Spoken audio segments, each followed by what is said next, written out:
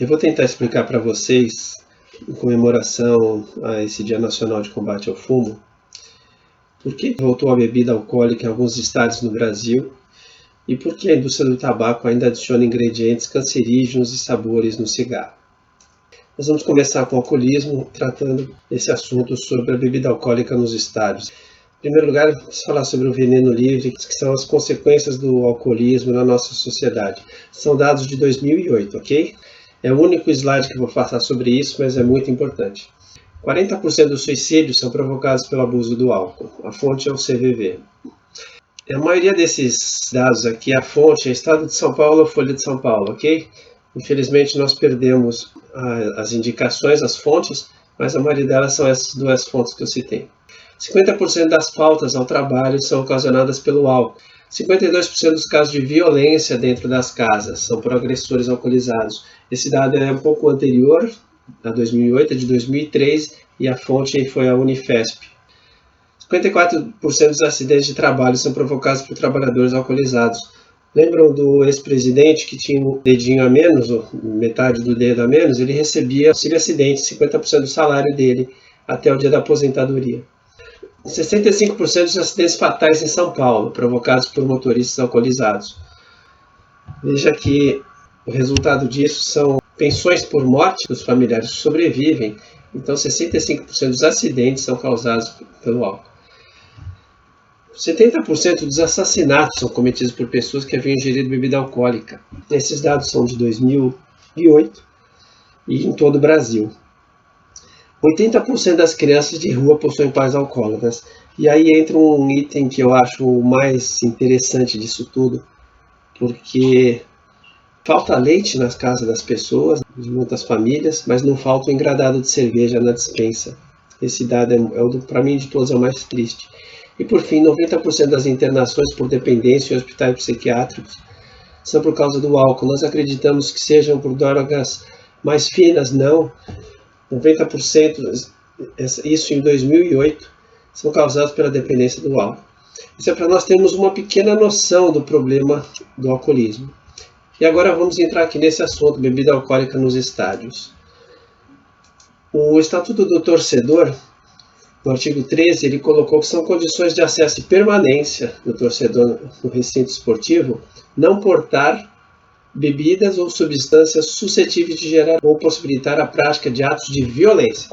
Então esse item foi incluído em 27 de julho de 2010. O Estatuto do Torcedor é anterior, mas em 2010 foi finalmente inserida essa proibição. E todos os estados passaram a proibir. No entanto, a partir de 2015, no Rio de Janeiro, com o governador Sérgio Cabral, político Sérgio Cabral, conhecido já de todos, na Bahia e Minas Gerais, Pernambuco, Goiás, Paraná e Ceará e Mato Grosso iniciaram leis estaduais voltando com a possibilidade de bebida alcoólica nos estádios. Bom, felizmente aparece uma PGR excelente de vez em quando na Procuradoria-Geral da República e ela entrou com algumas ações diretas de inconstitucionalidade contra essas leis estaduais permissivas. Foi contra 3, as últimas 3.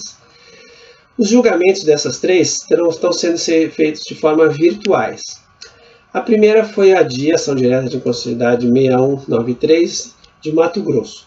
Infelizmente, ela já foi julgada e o julgamento virtual iniciou-se em 28 de fevereiro e terminou em 6 de março. Acho importante lembrar que no dia 6 de março de 2020, haviam 13 casos confirmados no Brasil e 768 suspeitos de Covid-19. Não precisamos lembrar que já acontecia em todo o mundo a respeito disso, dessa pandemia. Uma segunda DIA recebeu o número 6195, que é a do Paraná, e infelizmente também foi julgada. A primeira ação foram 9 votos, essa segunda foram 10 votos a favor disso, da possibilidade. Infelizmente, o julgamento foi virtual sob a alegação do problema da pandemia, e infelizmente não pudemos ouvir os debates, não houve nenhuma transmissão, não foi público, de certa forma, como é pela televisão. Esse julgamento iniciou-se no dia 20 de março, a 27 de março. No dia 20 de março, quando colocaram a possibilidade de voto, Vale a pena primeiro relembrar um pouquinho antes. No dia 17 de março, 3 dias antes, foi o início do isolamento no estado de São Paulo. Ou seja, as escolas pararam, suspensão de aulas, os museus, locais públicos, todos fechados, 3 dias antes. No dia 20 de março, havia 11 mortes em 2 estados e 904 casos confirmados da Covid-19. E o mais interessante, havia sido decretado estado de calamidade pública no Brasil pelo Senado, que está ali do lado, é o segundo poder, ao lado deles. E ainda assim, colocaram em votação. E, infelizmente, esse poder, que deveria dar exemplo de responsabilidade social, no mesmo dia de decretação da calamidade pública no Brasil, coloca em votação, inicia a votação desse processo. Felizmente, a terceira dica, que entrou no meio dessas duas, que é relativa ao estado do Ceará, ela não caiu com o mesmo relator, caiu com um relator diferente, que é o ministro Ricardo Lewandowski, que por ser um pouco mais velho, ainda teve um pouco de sensibilidade, de coerência, e não colocou em votação ainda. Então aí existe a possibilidade do Supremo revisar esse assunto até pela mudança da conjuntura que ocorreu em razão da pandemia, que agora já aparenta ser uma endemia, porque pessoas podem pegar novamente o vírus modificados de outros continentes, então tudo indica que irá continuar esse vírus sob outras formas nos próximos anos. Bom, o Estatuto do Torcedor havia proibido, como nós já vimos, bebida suscetível de gerar violência. E qualquer bebida alcoólica gera violência. 500 ml de cerveja, que é o que geralmente é vendido no estádio, equivale a 2,5 taças de vinho. E equivale também a 1,5 dose de destilado. Num dia de calor, qualquer torcedor consome tranquilamente 2 copos de cerveja, sob aquele sol escaldante, ou seja, está tomando 5 taças de vinho e 3 doses de destilado e sai depois dirigindo. Gera violência no estádio. Enfim, nós não precisamos, isso está mais do que claro, é só pegar um pouco das notícias da época, mas infelizmente sem qualquer responsabilidade social e ainda sem nenhum fundamento, porque não houve nenhuma pesquisa científica séria, nada nesses 2 julgamentos primeiros. A alegação foi de que as pessoas bebiam fora e entravam no estádio, mas da onde surgiu isso? Qual a prova disso efetiva? Qual é a pesquisa séria? Onde está a responsabilidade social do Supremo? Todos nós temos que ter, qualquer cidadão tem que ter responsabilidade social. Agora, um julgador, um membro de um poder, tem a obrigação de ter responsabilidade social e não vender, não fazer com que o Estado promova a venda da bebida alcoólica dentro do estádio. Esses itens estão todos aqui nesse link para facilitar um belo trabalho da ex-PGR Raquel Dodge. Aqui é possível consultar a petição inicial dela desse processo. Bom, vale aqui lembrar, só para confirmar, que a cerveja que tem 6% de álcool equivale a metade do vinho. E qualquer destilado tem 30% a 40% de álcool na sua composição. Felizmente a Raquel Dodge entrou contra essas leis estaduais. E eu queria falar de algumas omissões do julgamento, porque o julgamento ele só baseou só em uma coisa, direito do consumidor, só, única coisa. Quem é dentro do estádio, ele é o consumidor. Então foi só esse o item analisado. Só que e o aspecto social? Ou seja, existe uma atitude negacionista, assim como do governo federal sobre a pandemia, o Covid, existe uma atitude negacionista do Supremo. Não existe alcoolismo para eles, não existe esse problema na sociedade. Vale lembrar que 295 bilhões são gastos relativamente apenas nos acidentes de trânsito do Brasil. Esses dados são de 2016. E é importante deixar claro aqui, existe uma ideia de que de cada 100 problemas, crimes ou acidentes, apenas 10%, crimes, apenas 10% são averiguados e apenas 1% é condenado. Então pode existir um número ainda maior de acidentes que não são computados no Brasil. E isso gera um custo de 295 bilhões em 2016. Esse número deve ser ainda maior nos dias de hoje. O problema da saúde. Além de ser negacionista quanto ao problema social, existe a questão da saúde. Quem arca é o SUS, ou seja, é a União. A competência concorrente em matéria de saúde só poderia ser mais protetiva à saúde. Nós vemos o caso aí da Covid-19, onde o Supremo decidiu que os estados e os municípios podem fazer normas mais rígidas, de maior proteção à saúde, mas nunca menor. E o alcoolismo foi levado à categoria de doença desde 1967, ou seja, ser negacionista com uma doença. Se a bebida alcoólica, a fonte do alcoolismo, não é um problema de saúde pública, o que mais pode ser? A questão previdenciária. Quem arca é o Instituto Nacional grifado da Seguridade Social, ou seja, quem paga é a União. Então os estados não podem analisar essa questão, fazer a seu bel prazer. Porque quem vai pagar os problemas do acidente, a pessoa que sai, bebe, perde emprego, falta no dia seguinte, gera todo aquele problema. Quem vai pagar isso? É a União, ou seja, todos os brasileiros, aquele rapaz do São Paulo, o Rio Grande do Sul, enfim, eu não sei, Tocantins, que trabalha lá numa cidade humilde, ele que vai pagar isso, porque todos brasileiros arcam com os problemas gerados pelos estados que acabam se usufruindo, tentando se prevalecer em relação à bebida alcoólica nos estádios. Nós tivemos 22.358 casos de alcoólatras que receberam auxílio-doença, justiça garantindo a todos eles em 2019. Quem paga isso? Todos nós pagamos por isso. Isso está nesse endereço aí, nessa notícia. E por fim, a segurança. Talvez esteja um pouco embaixo, mas eu vou ao final possibilitar aqui o acesso direto ao PowerPoint. Aí vocês poderão só clicar na notícia.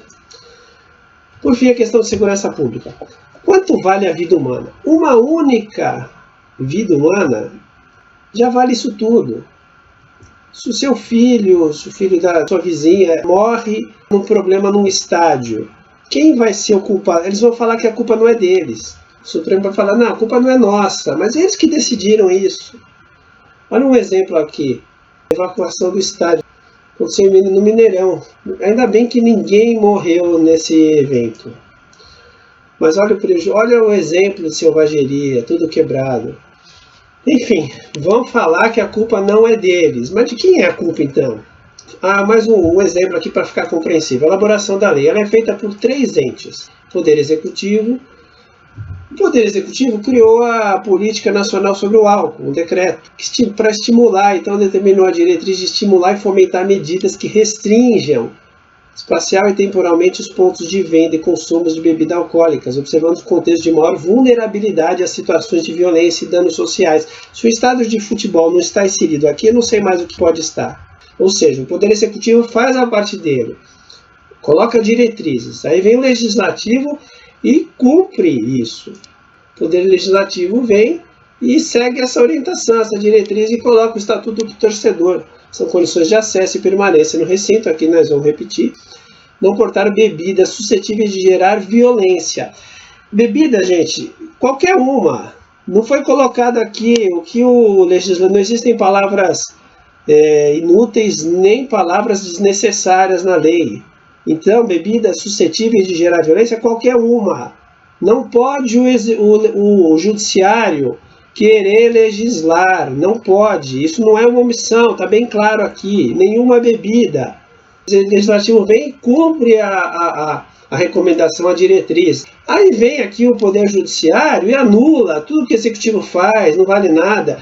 O Poder Legislativo vem, cumpre a sua parte e diz que não vale nada o que o Legislativo faz, né, o Judiciário. Vamos mudar de assunto então. Porque a indústria do tabaco ainda adiciona ingredientes cancerígenos e sabores no cigarro.